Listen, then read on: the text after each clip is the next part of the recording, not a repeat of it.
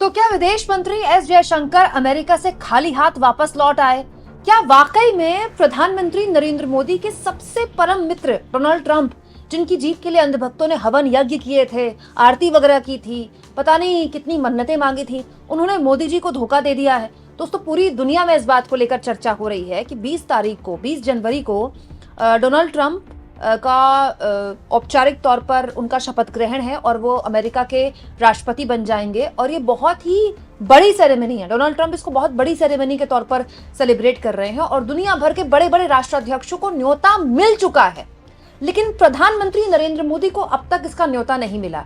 इसको लेकर तमाम तरह की कयासबाजी सोशल मीडिया में चली। सुब्रमण्यम स्वामी ने ऐसे ऐसे ट्वीट्स किए जिसमें डोनाल्ड ट्रंप के पास न्योते के लिए विदेश मंत्री एस जयशंकर को भेजा गया है, इस तरह के दावे किए गए। मैं इस तरह का कोई दावा नहीं करती, लेकिन इस बात की अटकलबाजी सोशल मीडिया में लगातार है। बड़े बड़े जानकार कर रहे हैं कि आखिर जब एस जयशंकर मिलने गए अमेरिका में तो अचानक क्यों गए, कौन सा एजेंडा था? अमूमन दोस्तों, विदेश मंत्री जब इतनी इंपॉर्टेंट यात्रा करते हैं, अमेरिका बहुत बड़ा मुल्क है, बहुत इंपॉर्टेंट मुल्क है, तो कोई ना कोई वजह होती है। एक रटा रटाया बयान आ गया जो कि अखबारों में छप गया और एस जयशंकर को वापस आए भी 4 दिन हो गए। तो बड़ा सवाल यह दोस्तों कि डोनाल्ड ट्रंप ने प्रधानमंत्री नरेंद्र मोदी को अब तक बुलाया क्यों नहीं? प्रधानमंत्री तो बहुत जिगरी यार है डोनाल्ड ट्रंप के।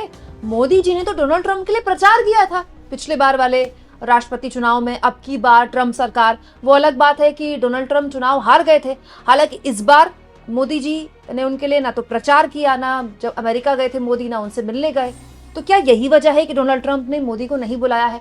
सबसे बड़ी बात और सबसे पहली चीज तो मैं आपको बता दूं दोस्तों, इसको लेकर बहुत से लोग कह रहे हैं कि मोदी की बेइज्जती कर दी, मोदी को नहीं बुलाया तो देखिए मोदी ने एस जयशंकर को भेज दिया अमेरिका।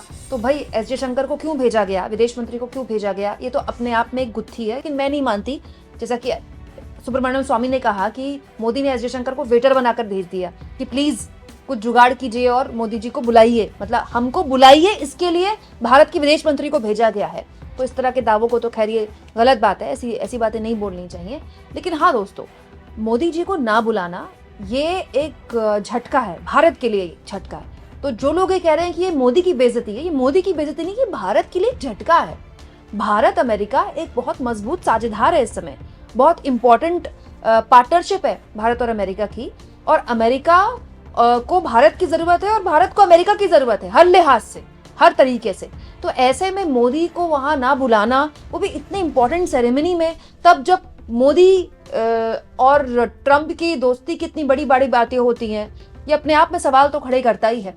बहुत सी खबरें छन छन कर आ रही है दोस्तों, बहुत सी बातें बोली जा रही हैं, तो उनमें से कुछ बातें ऐसी अब बोली जा रही हैं जिसको लेकर लगता है कि शायद ये वजह है कि अमेरिका भारत से नाराज है।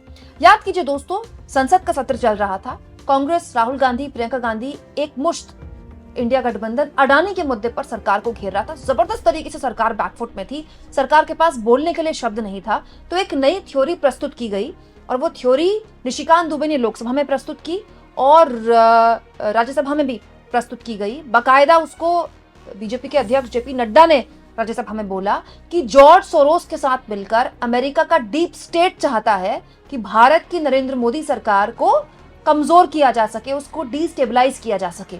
अब ये पूरा का पूरा बयान जब सामने आया तो संसद में काफी हंगामा हुआ था, याद होगा आपको।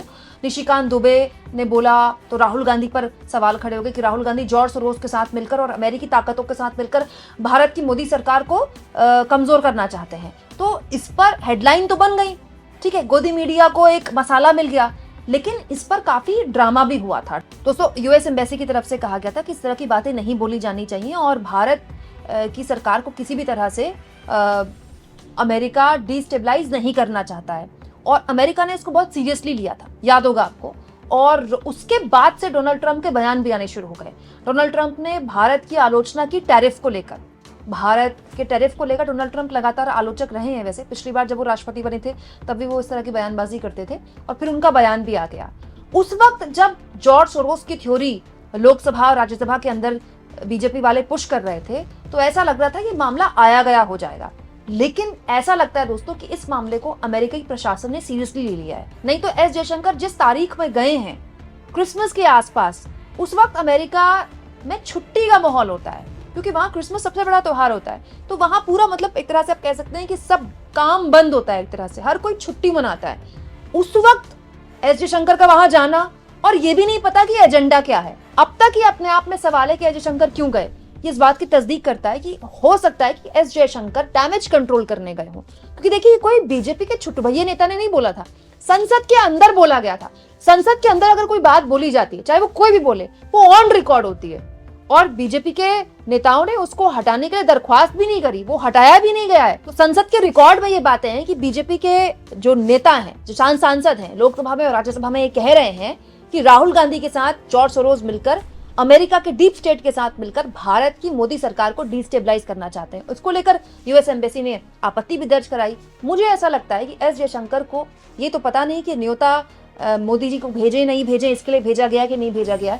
हाँ, ये हो सकता है कि भारत सरकार इसको डैमेज कंट्रोल करने के लिए, इस मुद्दे को डैमेज कंट्रोल करने के लिए अमेरिका एस जयशंकर को भेजा गया हो कि भाई ये जिस तरह से मुद्दा बेमतलब का उठाया गया कि जॉर्ज सोरोस के साथ मिलकर अमेरिका का डीप स्टेट भारत को डिस्टेबलाइज करना चाहता है, इसको लेकर हो सकता है अमेरिका नाराज हो, और उस नाराजगी को कम करने के लिए एस जयशंकर को भेजा गया हो, और एस जयशंकर उस डैमेज कंट्रोल के लिए ही वहां पर गए हो कि भाई अगर आप कोई भी कंफ्यूजन इस बयान को लेकर है, क्योंकि जिस तरह से यूएस एम्बेसी ने इस मामले को लेकर अपनी आपत्ति दर्ज कराई थी, उसी के बाद साफ हो गया था कि यूएस इस मामले को लेकर सीरियस है। क्योंकि देखिए रैली में कोई बयान दिया जाए ना, तो वो बयान आप हवा हवाई ले सकते हैं, रैली में तो मोदी जी कुछ भी बोल देते हैं, लेकिन संसद में बोलना ये अपने आप में बहुत इंपॉर्टेंट होता है। संसद में अंग्रेजी और हिंदी दोनों में बोला गया। तो आजकल का जमाना है दोस्तों, सोशल मीडिया का जमाना है, कोई वो जमाना तो है नहीं कि आप भारत की संसद में कुछ बोल रहे हैं तो कहीं कुछ पता नहीं चल रहा है, ऐसी खबरें छप जाती हैं, आग की तरह फैल जाती हैं। दोस्तों अभी तो डोनाल्ड ट्रंप राष्ट्रपति बने भी नहीं है। डोनाल्ड ट्रंप राष्ट्रपति बनेंगे, अपने हिसाब से अपना प्रशासन चलाएंगे, उससे पहले इस तरह के आरोप लगाना, जाहिर तौर पर अमेरिका इसको सीरियसली लेगा। दोस्तों डोनाल्ड ट्रंप को लोग एक अलग तरह का नेता मानते हैं। जानकार ये भी बताते हैं कि जब प्रधानमंत्री नरेंद्र मोदी अमेरिकी चुनाव के बीच अपने अमेरिकी दौरे में थे, तब डोनाल्ड ट्रंप ने उनसे मिलने का एक ख्वाहिश पैदा की थी, और डोनाल्ड ट्रंप ने ये भी कहा था कि मोदी क्योंकि उनके दोस्त हैं तो वो उनसे जरूर मिलेंगे। लेकिन मोदी और ट्रंप की मुलाकात नहीं हुई। तो सवाल लोग ये भी उठा रहे हैं कि क्या ट्रंप ने इस मामले को खुन्नस की तरह पाल लिया है, क्या इसीलिए वो पर्सनल होकर मोदी को अपनी अब शपथ ग्रहण में नहीं बुलाना चाहते। यहाँ पर इस बात को भी मैं रेखांकित करना चाहती हूँ दोस्तों कि 20 तारीख अब कोई बहुत दूर तो है नहीं। अब अगर मोदी को न्योता आता भी है ना, तो भी उसमें मोदी की किरकिरी ही मानी जाएगी, बिकॉज इट्स टू लेट। दुनिया के कई राष्ट्राध्यक्षों को न्योता ऑलरेडी जा चुका है। तो एस जयशंकर के अमेरिका जाने के बाद, हालांकि उनको अमेरिका से वापस लौटे भी काफी दिन हो गए, एस जयशंकर को अमेरिका से वापस लौटे भी 3-4 दिन हो गए, लेकिन एस जयशंकर के अमेरिका जाने के बाद अगर 1% मोदी को न्योता मिल भी जाता है तो that's not a point now. Point ये है कि मोदी को अब तक न्योता नहीं मिला है, तो फिर किस बात की दोस्ती। माना जाता है कि नेताओं की व्यक्तिगत दोस्ती बड़ी इंपॉर्टेंट होती है। इस घटनाक्रम से पता चल जाता है कि व्यक्तिगत दोस्ती कोई मायने नहीं रखती है, या मायने भी रखती है तो बहुत छोटा हिस्सा मायने रखता है व्यक्तिगत दोस्ती का।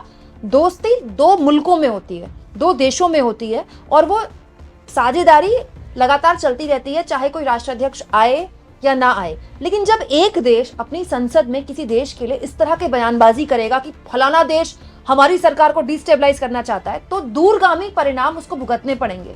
प्रॉब्लम ये है दोस्तों कि बीजेपी हर मुद्दे को चुनाव से जोड़ती है, हर मुद्दे को वो इस तरह से जोड़ती है कि इसका इलेक्टोरल नुकसान कैसे हो सकता है। अब अडानी के मुद्दे पर जब विपक्ष ने सवाल पूछे तो कह दिया गया कि भैया भारत की अर्थव्यवस्था को डिस्टेबलाइज करना चाहते हैं, कि भारत की अर्थव्यवस्था पर हमला करना चाहते हैं। बीजेपी पे कोई सवाल पूछो तो बोलते हैं इनको पाकिस्तान भेज दो। मोदी से कोई सवाल पूछो तो बीजेपी वाले कहते हैं कि ये राष्ट्र विरोधी हैं। अब गौतम अडानी से सवाल पूछा गया तो कह दिया गया भाई ये तो डीप स्टेट है, अमेरिका के साथ मिलकर भारत की सरकार को डिस्टेबलाइज करना चाहते हैं, भारत की अर्थव्यवस्था को डिस्टेबलाइज करना चाहते हैं। ये इस बात का प्रमाण है दोस्तों कि पार्टी अपनी पॉलिटिक्स के लिए, बीजेपी ने अपनी पॉलिटिक्स के लिए एक पूरी की पूरी थ्योरी रची, लेकिन अब वो एक देश पर भारी पड़ रही है।